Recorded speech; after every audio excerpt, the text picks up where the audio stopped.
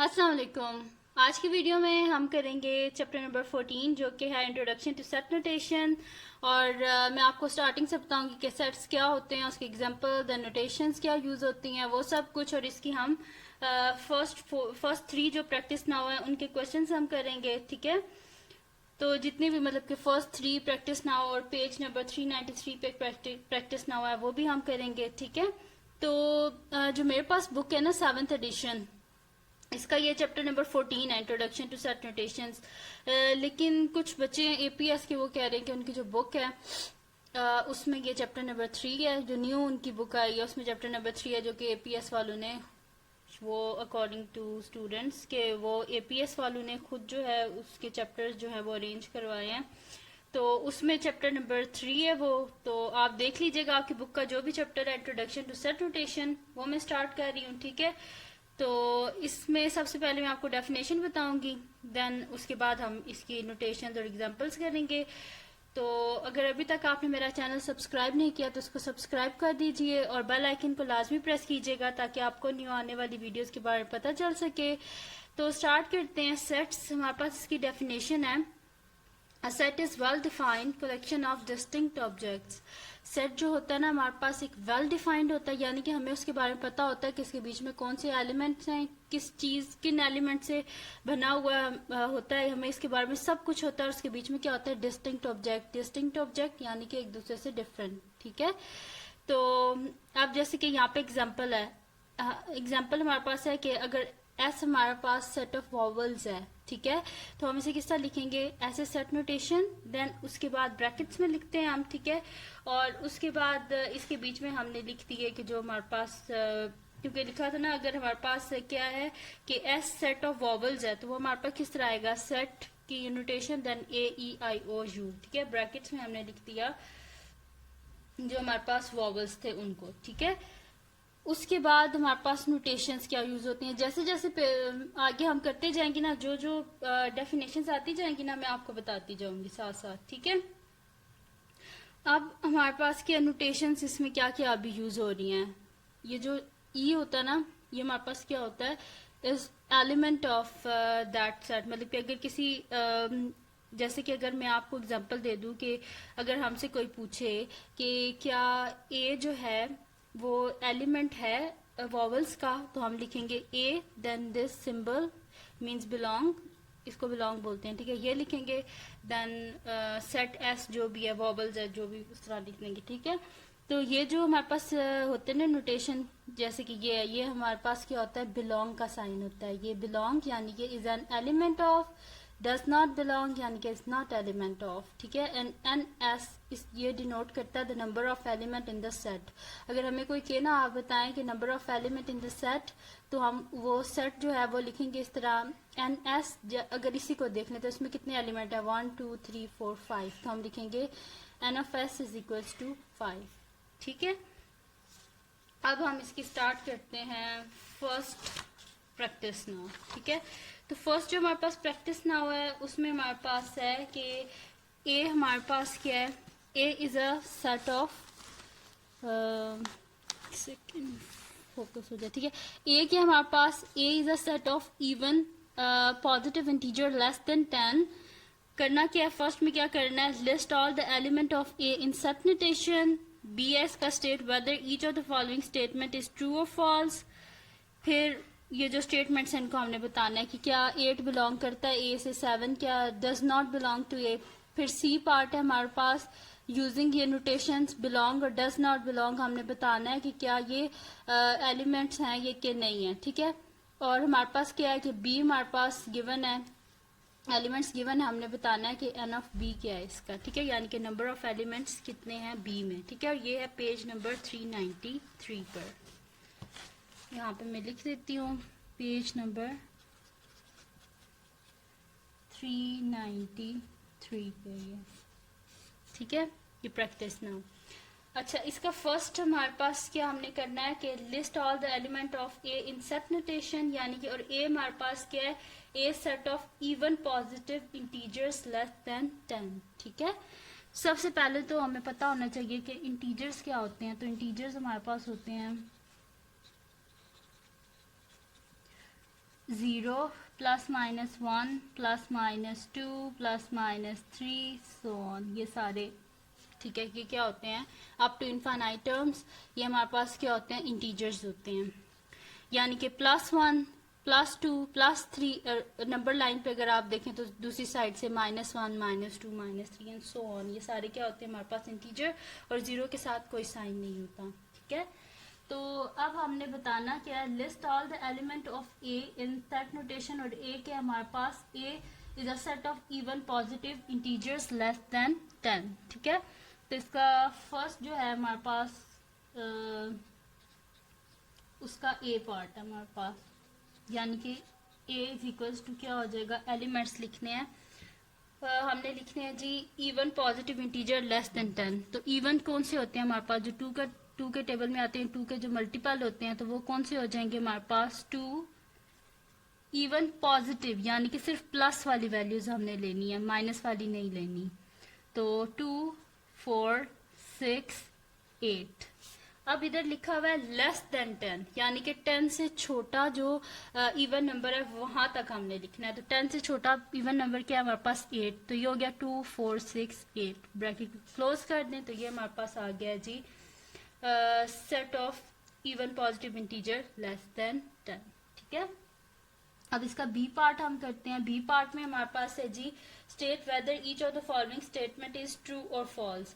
First हमारे पास से पहले स्टेटमेंट्स को लिख लेते हैं ना, फिर मैं आपको बता दूंगी कौन सी ट्रू है तो कौन सी फॉल्स है। ठीक है, first second third fourth. 8 belong to A, 7 does not belong to A, 10 belong to A, 0 does not belong to A।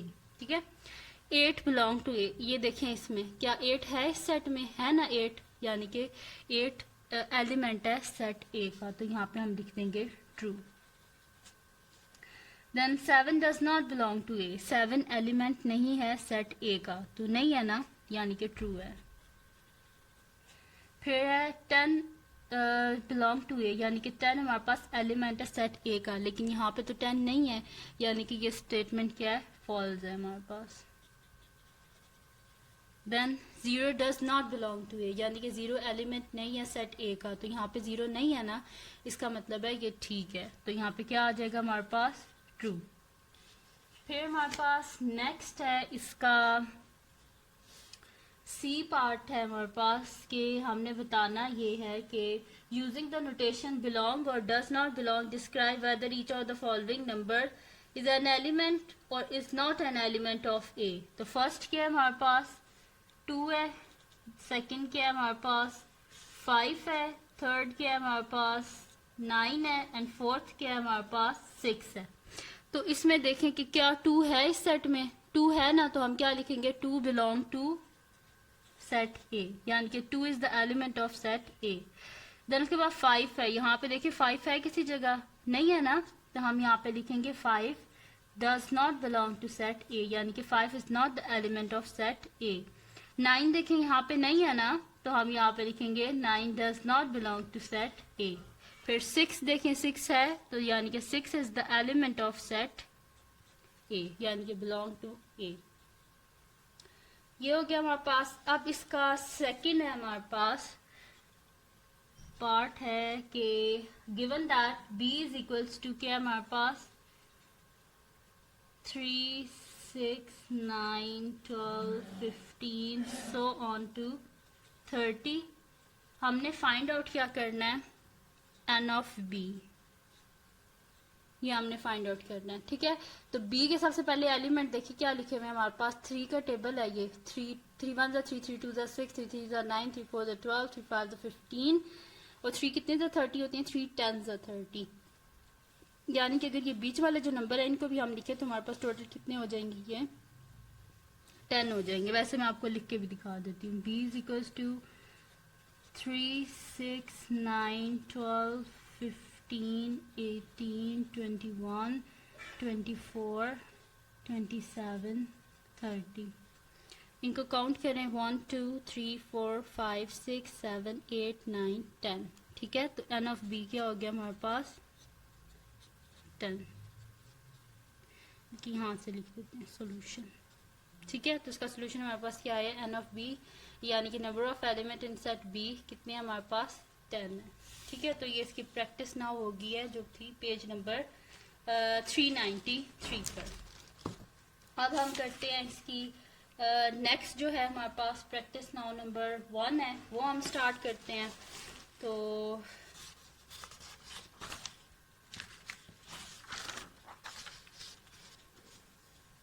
अब है हमारे पास प्रैक्टिस नाउ नंबर 1, और ये है जी हमारे पास पेज नंबर 395। ठीक है, पेज नंबर 395 पे हमारे पास, तो इसको हम स्टार्ट करते हैं। इसका प्रैक्टिस नाउ नंबर जो 1 है ना, इसको हम पहले बुक से पढ़ लेते हैं, देन इसको सॉल्व कर लेंगे। तो बुक में हमारे पास क्या लिखा हुआ है कि ए हमारे पास क्या है, 2 3 4 5 6 7 8 9 10, और सॉरी ये तो हमारे पास वो दूसरी है, सोल्यूशन है ऊपर वाले का। प्रैक्टिस नाउ नंबर 1 है हमारे पास, it is given that C is equal to x such that x is a positive integer between 10 and 18।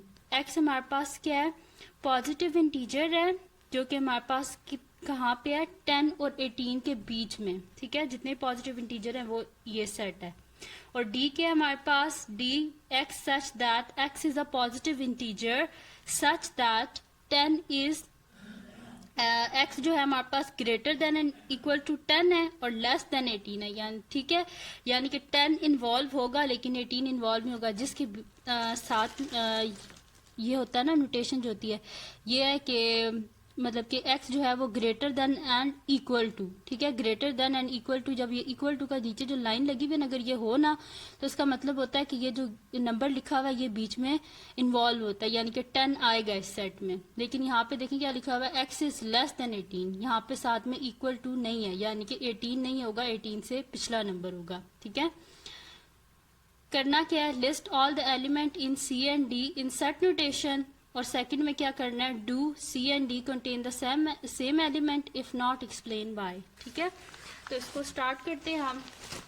First में हमारे पास क्या लिखा हुआ है कि गिवन क्या हमारे पास, सी क्या हमारे पास, x such that x is a positive integer between 10 and 18। तो इंटीजर्स मैंने आपको बताए थे क्या होते हैं। ठीक है, तो हमारे पास सेट सी क्या आ जाएगा, पहले मैं आपको चलेंगे लिख के दे देती हूँ। प्रैक्टिस नाउ नंबर 1 है, सी के हमारे पास x such that x is a positive integer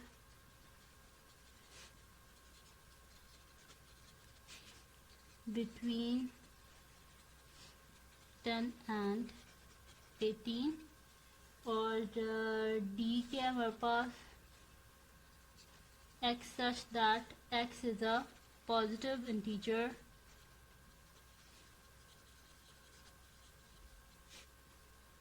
such that 10 is less than equals to x which is less than 18। First इसका क्या है हमारे पास कि हमने लिखने हैं list element of C and D in set notation.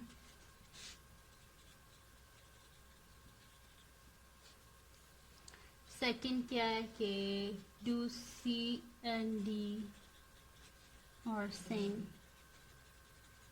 ठीक है, ये हमारे पास क्वेश्चन है। अब सी के हमारे पास सॉल्यूशन स्टार्ट करते हैं। सी के हमारे पास x such that x is a positive integer between 10 and 18।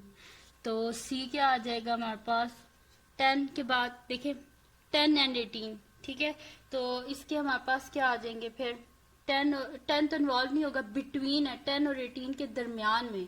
10 के बाद कौन सा पॉजिटिव इंटीजर हमारे पास आता है, 11 12 13 14 15 16 एंड 17। बस देखिए हमने बोला है 10 और 18 के दरमियान में जो पॉजिटिव इंटीजर है ना, वो हमारे पास क्या एलिमेंट है सेट ए के।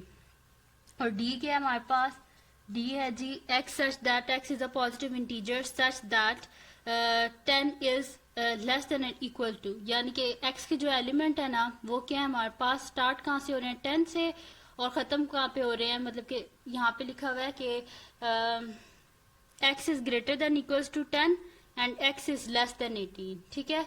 तो यहाँ पे क्या आ जाएगा, 10 हमारे पास इसमें इन्वॉल्व होगा और उसके बाद जो है ना बाकी इंटीजर्स हमने लिखने हैं 18 से जो पिछला इंटीजर है 17 तक।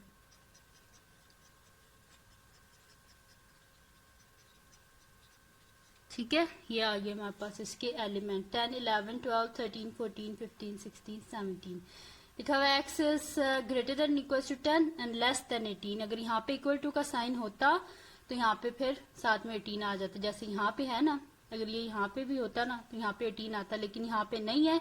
इसका मतलब है इससे जो पिछला जो हमारे पास पॉजिटिव इंटीजर है वो आ जाएगा, ठीक है। ये आगे सी और डी। अब फर्स्ट पार्ट क्या था, list the element of C and D in set notation, वो हम कर चुके हैं, ये फर्स्ट पार्ट हमारा हो गया। अब सेकंड क्या है इसका कि do C and D are same, क्या सी और डी सेम है। सेम सी और डी कब होते हैं कि जब इन दोनों के एलिमेंट्स बिल्कुल सेम हो, लेकिन डी में 10 है लेकिन सी में 10 नहीं है, ठीक है। तो इसका आंसर क्या है, नो, बिकॉज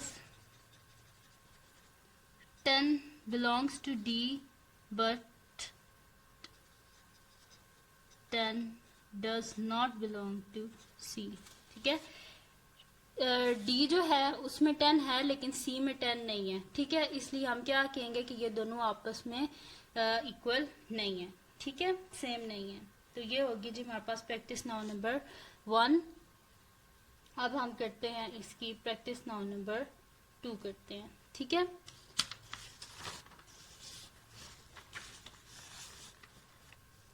तो प्रैक्टिस नाउ नंबर 2 है जी हमारे पास के state whether each of the following collection is a well defined set,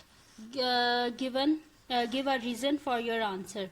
ए क्या हमारे पास, a movie well liked by my classmates. देखिए अब इसमें क्या लिखा हुआ है कि बताना है हमने कि मूवी जो हमारे क्लास फेलोज को ज्यादा पसंद है। अब हमें पूरी क्लास के बारे में तो नहीं पता होता, हमें तो सिर्फ अपने सिलेक्टेड फ्रेंड के बारे में पता होता है कि जो हमारे 2 या 3 फ्रेंड होते हैं उनके बारे में पता होता है कि इसको कौन कौन सी चीज़ें पसंद है। बाकी हमें पूरी क्लास के बारे में नहीं पता होता कि हर स्टूडेंट को कौन सी मूवी पसंद है, ठीक है। तो हमें नहीं पता होता, जैसे इसका आंसर क्या होगा, नो होगा। ये आपको लिख कर बता दूंगी जैसे अभी मैं समझा रही हूँ, ठीक है। आ 14-year-old people in my class, ठीक है। हर किसी को पता होता है कि क्लास में हमारे जो स्टूडेंट है उसमें से सबकी एज क्या है, तो ये हमें पता होगा। N English teacher in my school, जाहिर सी बात है हर स्कूल में एक इंग्लिश टीचर तो लाजमी होती है, ठीक है। तो ये हमारे पास है प्रैक्टिस नाउ नंबर 2 और ये पेज है 395।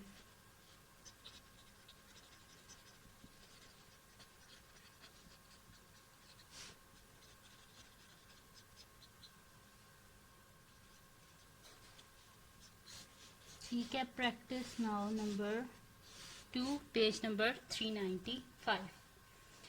अब फर्स्ट है जी हमारे पास a movie well like by my classmates. Movie well like by my classmates, ठीक है। तो इसका आंसर क्या होगा,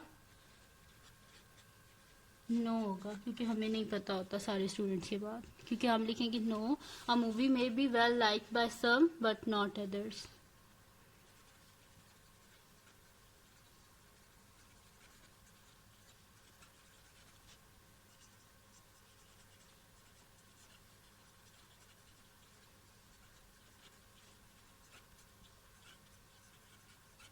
ठीक है, ये आ गया हमारे पास।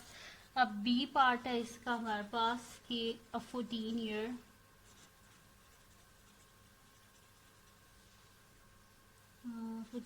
old pupil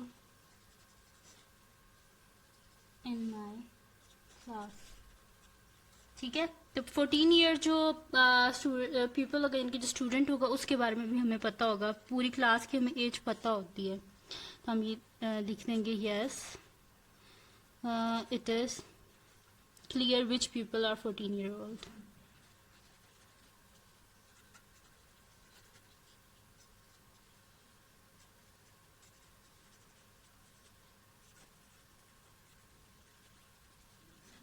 14 years old। ठीक है, अब इसका सी पार्ट है हमारे पास, an English teacher in my school. ठीक है, तो हर स्कूल में एक इंग्लिश टीचर तो होती ही है। ठीक है, तो सॉल्यूशन लिख देंगे yes it is clear whether someone is an English teacher, कि सबको पता होता है कि कौन सी इंग्लिश टीचर है। ठीक है,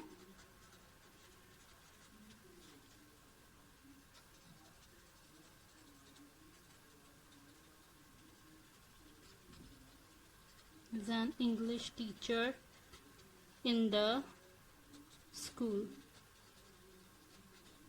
सही है, ये हो गया हमारे पास प्रैक्टिस नाउ नंबर 2। बड़ी इजी सी थी ये, कोई मुश्किल नहीं था इसमें। उसके बाद अब आती है जी हमारे पास प्रैक्टिस नाउ नंबर 3, वो हम स्टार्ट करते हैं। अगर आपको कोई कंफ्यूजन हो तो मुझे कमेंट सेक्शन में बता दीजिएगा, मैं आपको जितनी मेरे से हो सके मैं आपकी हेल्प कर दूंगी। ठीक है, अब प्रैक्टिस नाउ नंबर 3 है हमारे पास कि it is given that P के हमारे पास x such that is a positive integer less than 1, positive integer less than 1, and Q के हमारे पास 0 है। List all the element in of P in set notation are P and Q equal sets. अच्छा, अब Q का तो हमें given है सेट नोटेशन में, पी को हमने सेट नोटेशन में लिखना है, और सेकंड पार्ट के हमने बताना है कि क्या पी और क्यू क्या आपस में इक्वल हैं, इक्वल सेट्स हैं। ठीक है, ये हमारे पास है practice now number 3, page number 396।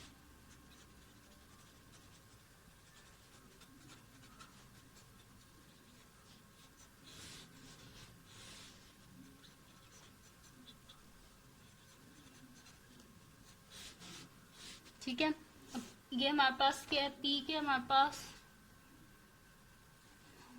P है जी is equals to x such that x is a positive integer less than 1, and Q के हमारे पास क्यू 0 है। ठीक है, अब इसमें हमने क्या करना है, लिस्ट जो इसका हमारे पास है ना, ए फर्स्ट पार्ट है, उसमें हमने क्या करना है, एलिमेंट्स लिखने हैं जो हमारे पास पी है उसके। तो सबसे पहले इंटीजर्स को हम लिख लेते हैं। इंटीजर्स क्या होते हैं हमारे पास, पहले भी बता चुकी हूँ, 0 plus minus 1 plus minus 2 plus minus 3 plus minus 4 and so on. ठीक है, अब हमने करना क्या है, पी के हमारे पास x such that x is a positive integer less than 1, तो 1 है, 1 से छोटा पॉजिटिव इंटीजर कोई भी नहीं है, 0 के साथ कोई साइन नहीं होता, 0 न्यूट्रल होता है। ठीक है, तो जिसके बीच में कोई भी एलिमेंट ना हो उस सेट को हम क्या बोलते हैं, एम्प्टी सेट। ठीक है, एम्प्टी सेट में कुछ भी नहीं होता, कोई एलिमेंट कुछ भी नहीं होता, उसको हम बोलते हैं एम्प्टी सेट, यानी कि पी हमारे पास क्या आ जाएगा, एम्प्टी सेट। देखिए 1 से छोटा तो कोई भी पॉजिटिव इंटीजर नहीं है। तो सोल्यूशन स्टार्ट करते हैं। पी क्या आ गया हमारे पास, P is equals to empty set, यानी कि इसका कोई एलिमेंट नहीं है। ठीक है, ये आ गया हमारे पास। अब क्या हमने करना है, बी पार्ट है इसका, और P and Q equal set. क्या P और Q हमारे पास क्या है, इक्वल सेट है। तो P और Q अगर आप देखें, Q में क्या है, एक एलिमेंट है ना 0, और Q क्या है हमारे पास, एम्प्टी सेट है। तो ये दोनों इक्वल तो नहीं हो सकते ना, हम लिखेंगे नो, ये इक्वल नहीं है, बिकॉज जो हमारे पास 0 है वो बिलोंग करता है Q से, बट P तो हमारे पास एम्प्टी है। ठीक है, तो हम लिखेंगे no because 0 belongs to Q but 0 does not belong to P। ठीक है, बस इसका इतना सा सोल्यूशन था कि हमने बताना था ये आप सबसे पहले कि पी सेट के जो हमारे पास एलिमेंट है उसको हमने बताना था, देन उसके बाद हमने ये बताना था कि क्या पी और क्यू आपस में इक्वल सेट्स हैं, तो वो भी हमने बता दिया। तो अगर ये वीडियो आपको पसंद आई हो तो इसको लाइक कीजिएगा, मेरे चैनल को सब्सक्राइब कीजिएगा और बेल आइकन को लाजमी प्रेस कीजिएगा ताकि आपको न्यू आने वाली वीडियोस के बारे में पता चल सके। और अपने फ्रेंड्स के साथ भी मेरे चैनल को शेयर कीजिएगा और उनको भी बोलिएगा वो भी सब्सक्राइब कर दें। और अगर आपको कुछ ना समझ आई हो तो इस वीडियो के एंड में मुझे बता दीजिएगा कमेंट सेक्शन में। मेरे से जितनी हो सके मैं आपकी हेल्प कर दूंगी।